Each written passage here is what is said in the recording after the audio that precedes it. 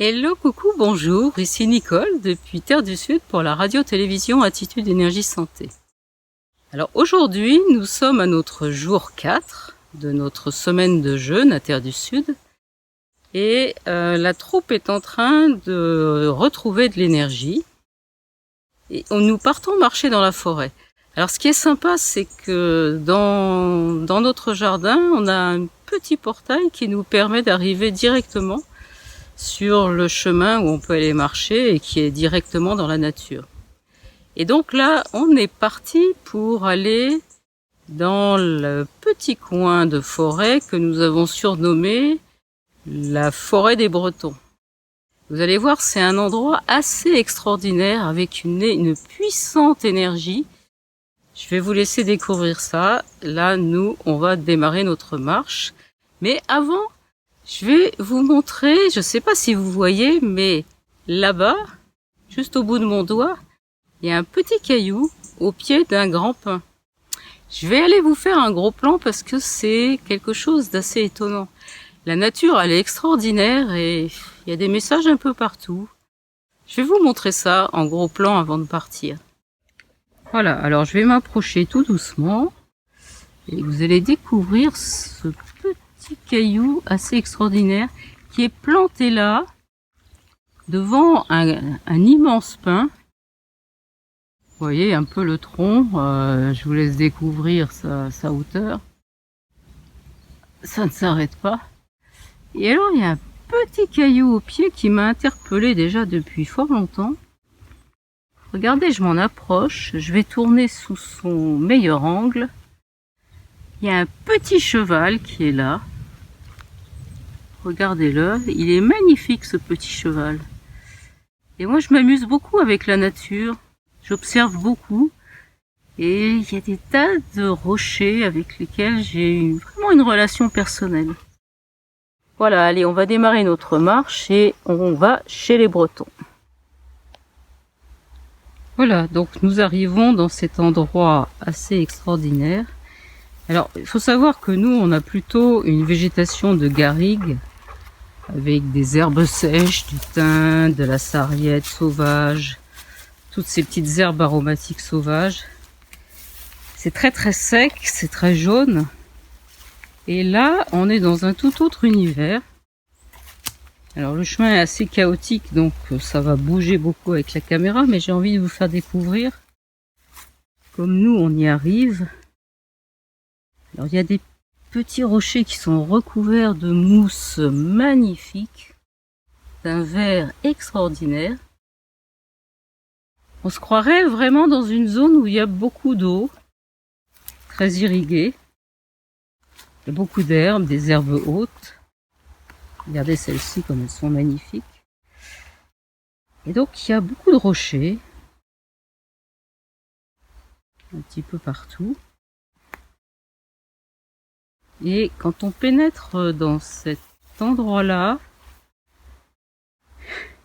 on est quasiment obligé de se transformer. On arrive dans un endroit un peu hors du temps, hors de l'espace. C'est pas du tout un espace prévu pour nous normalement dans notre région. On se sent transplanté d'un coup. Et je vais vous amener jusqu'au point central. Donc, il y a plein de rochers. Et il y a une très très belle lumière aujourd'hui. On a beaucoup de chance. Et d'ailleurs là, quand on arrive dans cet endroit-là, on n'entend plus aucun bruit. Tout le monde se tait, plus personne ne parle. Je vous montre un petit peu là où on est en train d'arriver. Je vais le prendre dans l'autre sens parce que là j'ai complètement le soleil dans la caméra. Donc je vais rentrer. Et au centre il y a un très beau rocher que vous découvrez. Vous voyez, c'est comme un cirque fait par les rochers. Avec ce rocher central. Donc je vais avancer, je vais me mettre de l'autre côté. Et tous les rochers sont recouverts de cette très très belle mousse.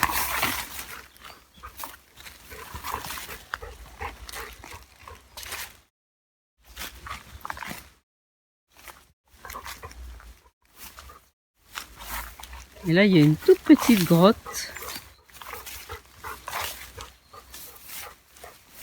Toute petite grotte vers laquelle je vous emmène. Toute mignonne. Je pars de l'extrême et je vous montre un petit peu de quoi on est entouré. C'est assez majestueux. On a l'impression d'entrer dans un temple. Le rocher central, là, au milieu. Et puis, je avance un petit peu. Il y a à nouveau une paroi de rochers sur la gauche. Et on est vraiment dans un cirque de pierres. De très très belles pierres. Avec ce rocher central. Et ce rocher central, c'est un rocher où je viens très très souvent m'asseoir. Où je viens méditer.